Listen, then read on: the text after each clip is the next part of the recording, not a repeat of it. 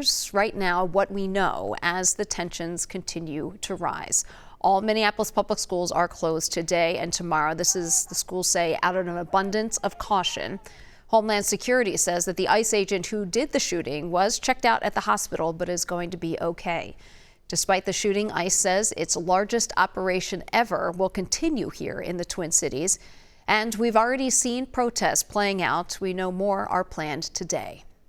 We are committed to showing up in community, in nonviolence, in cooperation with each other. We are not here to attack. We are not here to provoke. We are here to prevent, and we are here to keep our neighbors safe. This year was an early morning protest. This was at the Whipple Federal Building in Fort Snelling.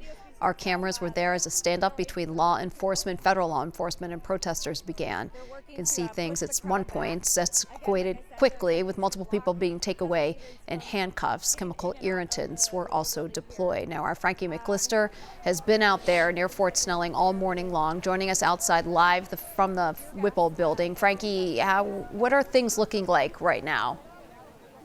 Yeah, Heather, good afternoon to you. As we know, all morning long, this scene has changed dynamically and rapidly. I'm going to step out of the frame so our photojournalist, Arthur Phillips, can kind of show you the line that we're looking at right now. This all has condensed to the west side of the property, all the way right smack dab up against the Fort Snelling Metro Transit station. You can see, I counted right before going live right here, a line of nearly 58 agents right there, all up against a crowd that still continues to linger. A lot of people were told to meet out here at 7 a.m. and we're going to show you video of what things looked like right now earlier. I want to mention there's some profanity out here we've been trying to work around, so apologies if you hear that. Now, a group gathered at 7 a.m., as I mentioned, attempting to block all three entrances to the Federal Immigration Court. That's when it appeared that folks were coming into work here at the Federal Immigration Court. It was a super dynamic scene that was met with counter protesters,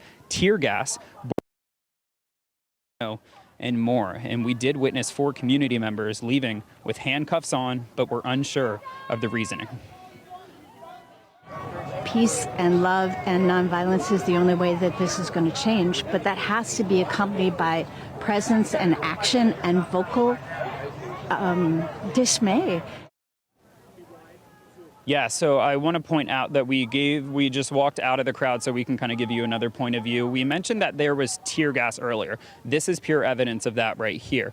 Earlier, our Barrett Leone and photojournalist Joel was out here right smack dab when all of this was deployed. I'm unsure about how many it actually touched. We haven't seen this irritant be deployed since earlier this morning. Over here, you can tell this is just one side of the street that's been kind of empty, where people can just kind of back up, and a lot of them are just choosing to do so, they tell me, because they don't want to be up in the middle but feel that they need to be here. And then you obviously have the ones on the other side who feel that they need to be right up against, as close as they can go, to agents.